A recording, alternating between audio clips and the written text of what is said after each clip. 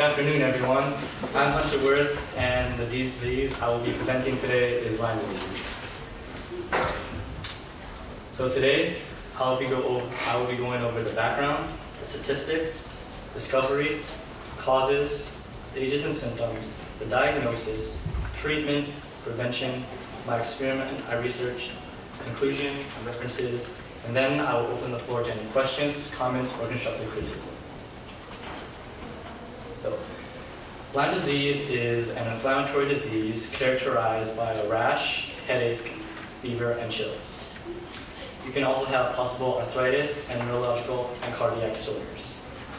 Lyme disease is caused by a bacteria transmitted by infected deer ticks. In history, there have been no recorded outbreaks. Statistics. Lyme disease is the most common vector-borne illness in the USA. Around 30,000 people are infected with this disease each year, and there is a 10% mortality rate. 95% of the cases are reported in northeastern states such as New York and Vermont. Lyme disease is common in America, Asia, and Europe. Discovery. Lyme disease was first reported in the early 1970s. A group of rheumatoid arthritis cases in children popped up in Lyme, Connecticut, and two neighboring towns.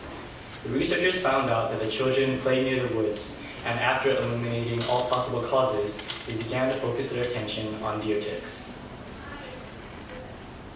So the children's symptoms started during the summer, which is the height of tick season, and most of the children recalled having a tick bite before the symptoms started to show. In the mid-1970s, signs and symptoms were described. Willy Bergdorfer, PhD, was the first one to isolate the bacterium in 1982. He discovered that Lyme was caused by Respiroshep bacteria. He was a zoologist and microbiologist at the NIH Rocky Mountain Laboratories in Hamilton, Montana. The bacteria was named after him in his honor, Borrelia burgdorferi. So causes. Lyme disease is caused by Respiroshep bacteria transmitted by infected deer ticks. The tick must be attached to its host for 24 to 48 hours. Once a tick bites the host, the bacteria in the tick will enter the bloodstream. People who are more at risk of contracting this disease are people with a weakened immune system, children age 5 and under, the elderly, and pregnant women. Stages and symptoms. There are 3 stages associated with Lyme disease.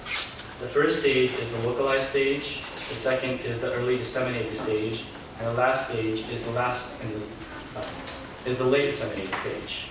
Each of these stages has different symptoms, and each stage is more fatal than the last. So the first stage is the localized stage. This stage happens 1 to 4 weeks after the initial bite. Symptoms include erythema, migraines, which is a bullseye-shaped rash. The bullseye-shaped rash can expand to 1 foot in diameter, but 20 to 30% of the patients never experience this symptom. Other minor symptoms can include fatigue, chills, fever, headache, muscle and joint aches, and swollen lymph nodes. The second stage is the early disseminated stage. This stage can happen 1 to 4 months after the bite. Symptoms can include additional rashes, facial or Bell's palsy, which is paralysis of the facial nerve, serious headaches, neck stiffness caused by meningitis, pain and swelling in the large joints, numbness in arms and legs, memory loss, and a rapid heartbeat. The last stage is the most dangerous stage. It is called the late disseminated stage. This stage can happen 4 months after the bite. Symptoms include neurological problems, arthritis, heart problems, eye inflammation, liver inflammation, severe fatigue, and chronic Lyme arthritis. These symptoms are not guaranteed, and some of the patients will not have the symptoms until the last stage. Diagnosis. There are 3 tests one can take for Lyme disease. The first test is the enzyme-linked immunosorbent assay, or the ELISA test. This test identifies antibodies to the bacteria that cause Lyme disease. This test is not reliable during early infection because antibodies take time to develop. The second test is the Western blot test. This test is administered to find antibodies to several proteins of the Borrelia burgdorferi bacterium. And the last test is the polymerase chain reaction, or PCR. This helps test people with chronic Lyme arthritis. It detects bacterial DNA drawn from an infected joint, such as a knee. These tests are not 100% accurate. Reliability of the test depends on what type of test is taken and the length of time between the bite and the test. One should always be diagnosed in the country where he or she was infected. There are different strains of Lyme disease, so the diagnosis can be difficult. The American test for Lyme disease is different from the European test. For example, if a man were infected in Europe but took the American test for Lyme disease, the test would be negative because it would not detect the European strain of the bacterium. False positives are another reason why diagnosis can be difficult. A false positive means that the test indicates that the person has Lyme disease when he actually does not.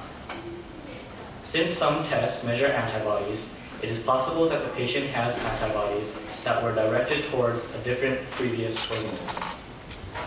If the antibodies are similar to the Lyme antibody, they may give a positive reaction during the test, even though they are not Lyme antibodies. Treatment. During the early stages of Lyme disease, one will be given oral antibiotics, including doxycycline, amoxicillin, and cefotaxime. These drugs will be administered on a daily course of 14 to 21 days. In the late stages of Lyme disease, intravenous antibiotics are given, and these antibiotics will be administered on a daily course of 14 to 28 days. Some side effects of the antibiotics are a lower white blood cell count and mild to severe diarrhea. Prevention. There is currently no vaccine, so preventative measures are needed. One should always avoid areas with ticks, including woods and bushy areas. You should always cover the skin when out hiking, so wear shoes, long pants, and a long sleeve shirt. Insect repellent with a 20% D count or higher is recommended. And you should always check your body after spending time in wooded or grassy areas. Now I will be going over the experiment I researched. The vocabulary includes a peptide, which is a compound of 2 or more amino acids. A hapten is a small molecule. When combined with a larger carrier, such as a protein, can produce antibodies. BB0172 is the Borrelia burgdorferi outer membrane protein. And PET-B is a small BB0172. They're peptides attached to a hapten. So my experiment was the immunization with a Borrelia burgdorferi BB0172 derived peptide. This experiment was conducted at Texas A&M earlier this year. There are 2 stages of the experiment. In the first stage, mice were given the PET-B formulation, and small Borrelia burgdorferi bacteriums were given to the mice. 28 days after the doses were given, the scientists checked the mice. The mice showed no signs of the disease. Stage 2. After the first stage was completed, different mice were given the same PET-B formulation. Ticks were used to naturally infect the mice this time. The mice showed no signs of disease after 28 days. Results. There was no inflammation in hearts or joints of the mice when the doses of the bacteria were injected. The PET-B immunized mice were fully protected against the Borrelia burgdorferi bacterium. PET-B looks like a suitable candidate for a vaccine. Scientists are still conducting tests to make sure that the vaccine is safe for humans.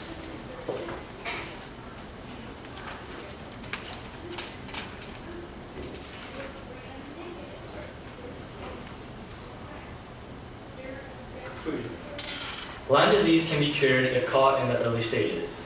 Lyme disease can be contracted by anyone, and if left untreated, it can manifest into cardiac and neurological disorders. Protective measures should always be taken. These are my references. And now I will open the floor to any questions, comments, or constructive criticism. Raise your hand if you have a question. Ma'am? And what are intravenous antibiotics? Intravenous antibiotics mean antibiotics that are administered to the veins of the host, of the patient. Austin? You said if it's left untreated, it can become neurological disorders. What are Yes. what are some of those disorders? Neurological disorders can include problems with the brain, inflammation in the brain, or in the upper spinal cord.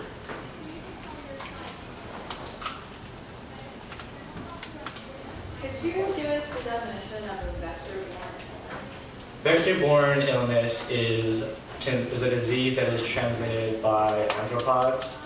So this disease is transmitted by black-legged deer ticks, and a black-legged deer tick is an example of a vector. Any more questions?